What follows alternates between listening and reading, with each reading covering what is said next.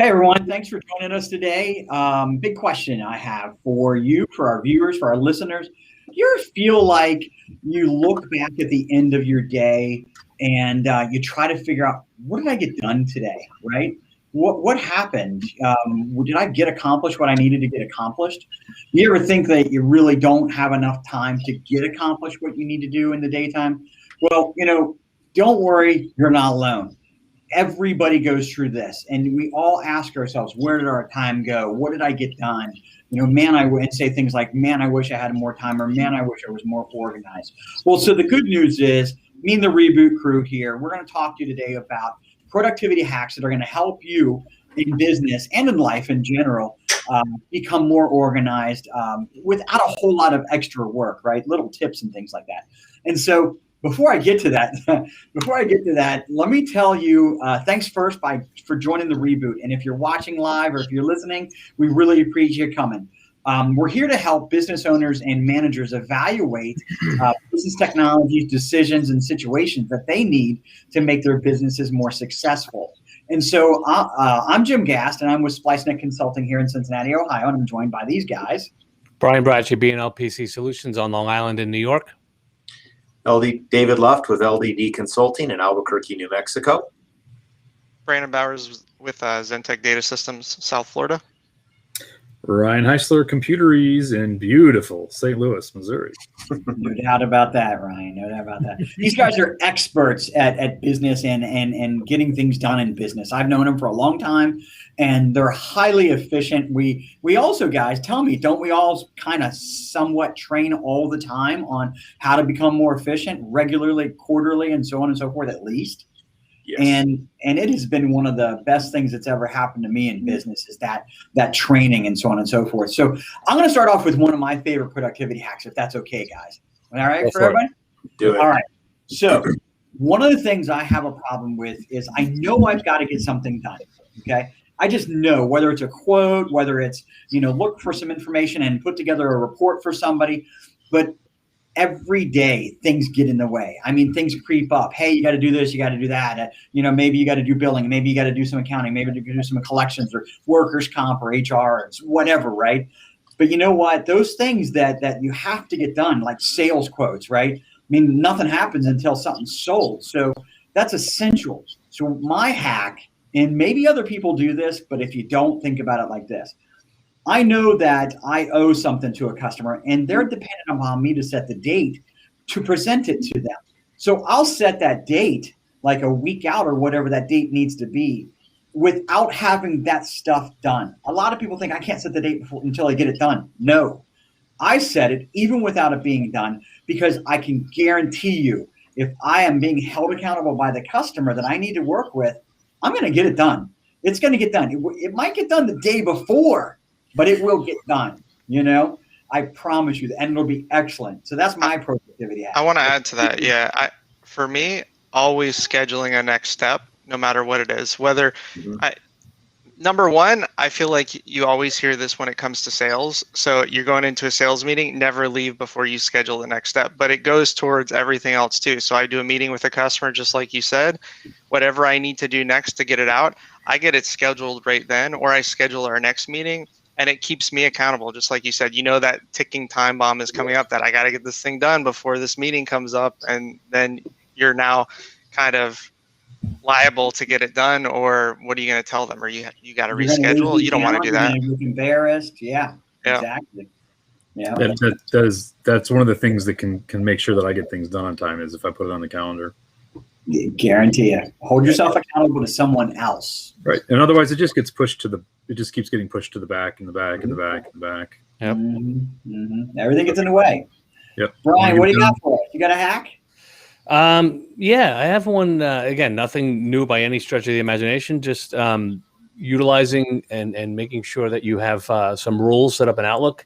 I find myself, now that my son's looking at colleges, I'm getting 20 emails a day from colleges, and I literally had found myself at one point, these emails come in, you go down that rabbit hole, you click, you go here, then I'm spending a half hour looking. I'm like, wait, now they just go dumped into a folder. When I get home at night, I go there, I look, and I do that with other non-business related stuff.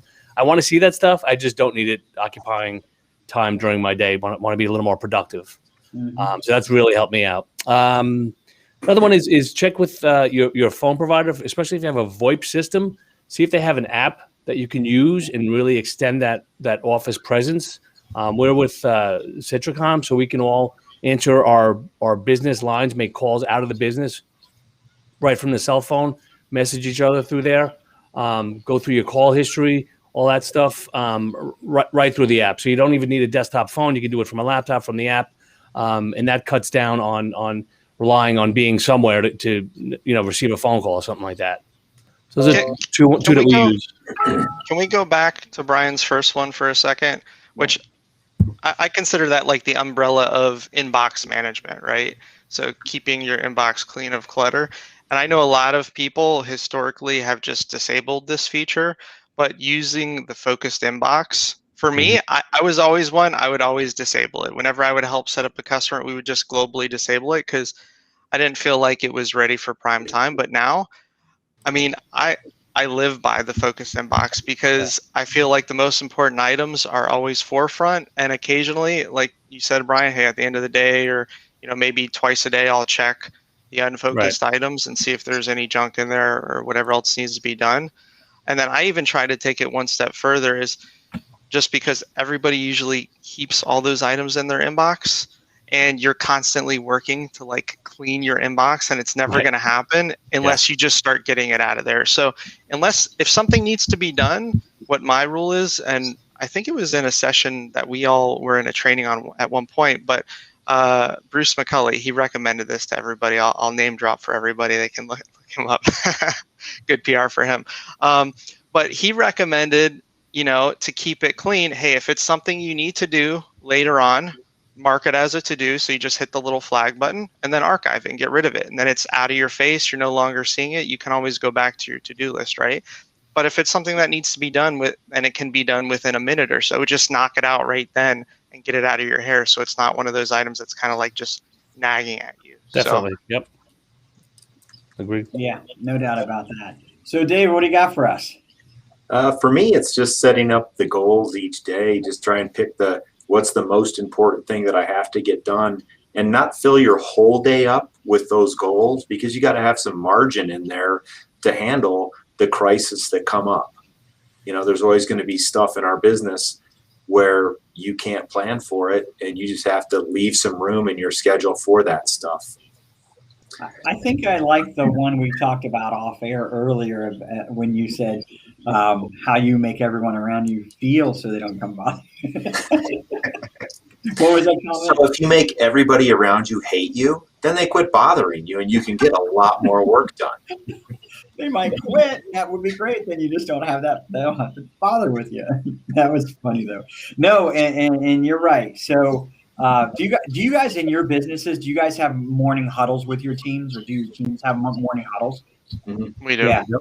Yeah, we have a huddle every morning, and we actually went down to what are our two biggest priorities for the day, right? And then maybe what's a roadblock that's keeping you from accomplishing them. That has really helped, because for me, I'll write those two things down, or maybe three, because I'm running the business, right? I'll write the three things down, and if I can accomplish those things, I'll even come back at 8:00 at night and make sure that I've gotten those things done. Because I just don't want to feel like I haven't completed what I need to complete. So I think that's great, David. Yeah. The other thing is, I just turn my ringer off on my phone, and I check it maybe every hour or two, because it would be so distracting. And for email, I just, it's not open. I don't even look at it really. And then what I do use, because we talk to vendors and such a lot, is during that time is when I'll be responding to emails, because when you're talking to those guys, most of it's just on hold, or they're just talking to you about stuff that's not even relevant. You talk to vendors? Ryan, you made a good point though earlier. So you don't necessarily even have to close your inbox. I like the idea that you mentioned where, hey, maybe you're on your scheduled time to check your email, but then you put it on work offline, so you can kind of put a stop place in, and hey, I'm going to work on it from this point on, and then you can minimize it out or turn it back online for a second so all your emails or replies and everything go out, and then move on with your day. That's a great idea because my email. My favorite thing is, and that actually same guy that Brandon was talking about told me about the offline or work offline using Outlook. That's one of the best things I think that I've heard. And you realize it after the fact that what you would have reacted to in real time had that stuff come in, because that's just how we function. You put that in that mode. You got a half hour will go by where you're so much more productive without. And that's just email. So that's what I'm going to take that one away today, and I'll tell you why I'm going to take that one away today. For me, a lot of the things I might have to look for are in my email. So if I close my email, that doesn't work. Right. Right. So you put it on offline. I never thought about that. That's fantastic. Thanks for that. Stuff that you need to work on, you could open up and get to. Right. Yeah. Right. And you can send emails also, too. They just get sent right away. One little side effect positive from working offline in Outlook is that if you type an email and then you hit send, and then you go, oh no, it didn't go anywhere. It's still there. It's in your outbox. That never happens, right? That never happens. Yeah. So you can go in and fix your mistake before you actually send it. All right. I think there's one other little hack here that you can do with that. Because if you keep your inbox clean like that and you're utilizing some of these functions, the other thing to think about, I think, to take it one step further, is reverse the sort order. Most people are looking at the latest one first, and you're working your way from the latest to oldest. But then that means people are either waiting longer to get a response, and you're kind of just working. No, I just went back to 1982 now. Wait, we didn't think you ever left it. Brian. We don't think you ever left it, quite honestly, Brian. All right, offline, we were talking about our things, and honestly, Brandon is well prepared for today. So Brandon, go for it. Well, I mean, I've already pinged on a couple of them or added on, but I love reading stuff from Jack Daly. I feel like he's awesome. So for those who aren't familiar with him, he's a sales coach. He's ran as a salesperson and sales teams. He's got a crazy cool life. So I recommend anybody read his books or even check. He's got like a morning blog or something that he sends out. But one saying that he always mentions is, if you don't have an assistant, you are one. And it goes back to valuing your time and spending your time the most wisely.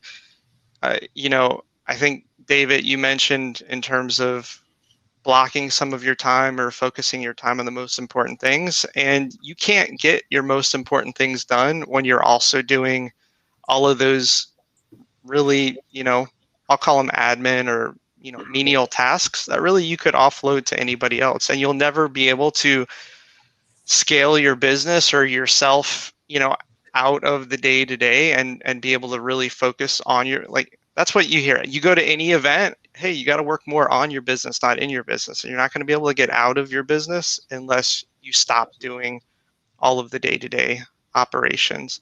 Not that you aren't going to do that some, but you'll never be able to truly scale or really work on those operational efficiencies if you're not out of some of that work. So I think that's a great saying. I always, try to think about that when I'm doing stuff that I feel like, really, should I be doing this, or can I hire somebody to do this? That kind of leans towards, delegation, right? That's another, make sure that you can. If it's something that you can delegate, and you're not, then again, you're back to square one where you are. And as entrepreneurs, we don't like to delegate, right?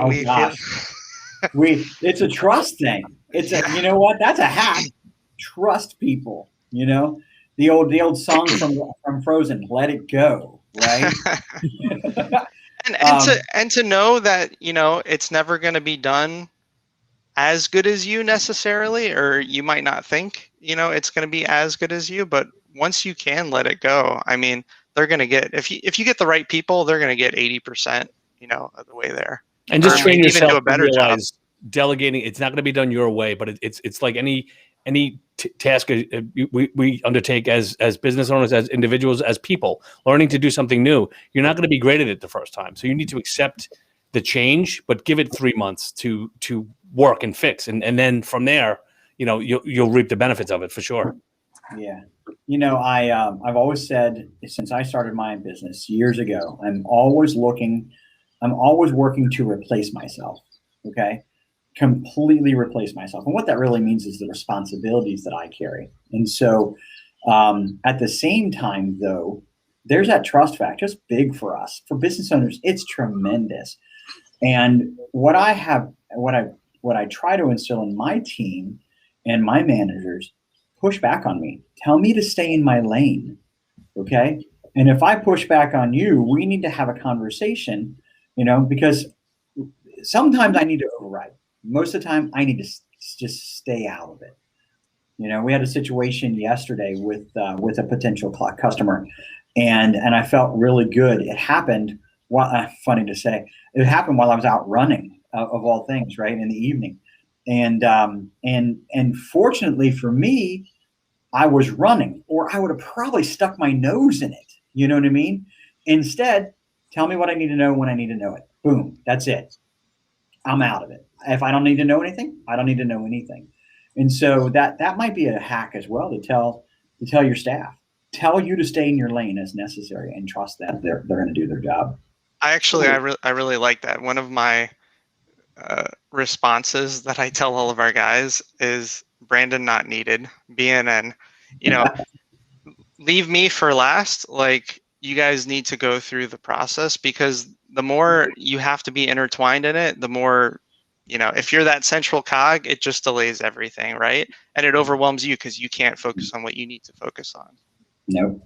And the reality is nobody can do everything. So you've got to have all these people, and they're going to add value, because as I'm out visiting with customers, a lot of times I'm like, these guys are doing a great job because the customers are telling me that. Yeah. And Ryan, I want to let you get to yours, but I want to say this. We all have this mentality that we have to go out and hire full-time people.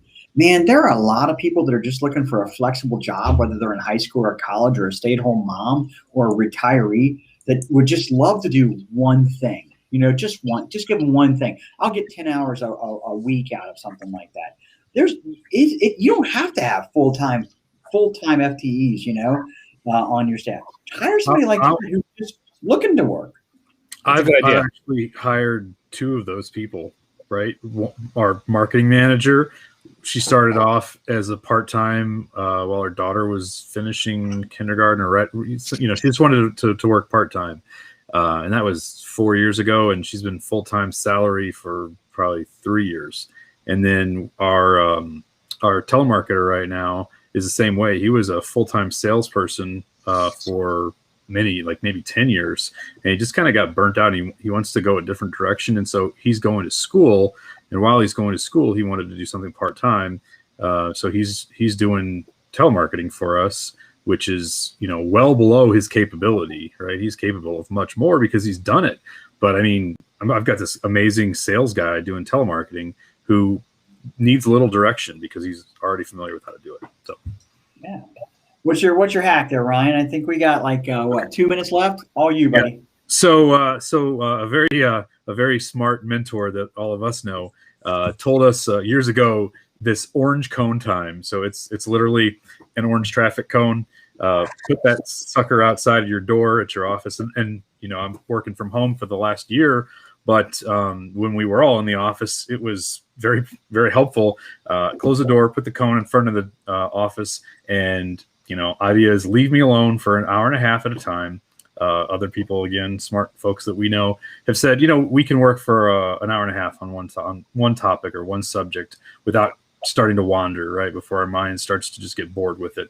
So, and another part that kind of goes into is if you can't do that, if you can't close the door and be offline for an hour and a half, then back to some of the other things that we talked about, which is you need to have other people delegated to do those things that you think you can't be, you can't close the walls and the doors and turn off the phone for an hour and a half, right? You can't turn off the phone for an hour and a half and be, by yourself to work, then you got to figure out the delegation thing. So. Yeah. A twist on that orange cone. You can pick them up at the aftermarket, or we have a place called Play Day Sports here in my town, where you can trade in your sports gear and people come and buy it. Get the cones, soccer cones. You know what I mean? Hang them from the doorknob. How about the full size road cone? at Lowe's for like $15. No, you drive around the streets, you'll see some at a construction site. They're free. That's a great hack. That's a great hack, Brian. It's an awesome hack, straight from New York. Thank you. They're just laying out there, and they're cool. Well, listen, guys, I think that this was well overdue. People, we're being asked to do more and get it done faster. Isn't it always better, faster, cheaper? And so this kind of hack is essential for business owners today. You guys are fantastic. Always are fantastic. I can't wait to our next show. We don't even have a topic for our next show, so we got to meet and talk about that. But remember, the Reboot is on every other Wednesday at 1:30 Eastern time. And we've got the YouTube channel, as well as you can find us on LinkedIn. You can just search hashtag the Reboot. Guys, anything else left to add? No, I think we did pretty good. Yeah. Well, thanks a lot, guys. Thanks a lot for listening and watching, everyone. And we'll see you the week after next. Thanks, guys. Thanks, guys. See ya.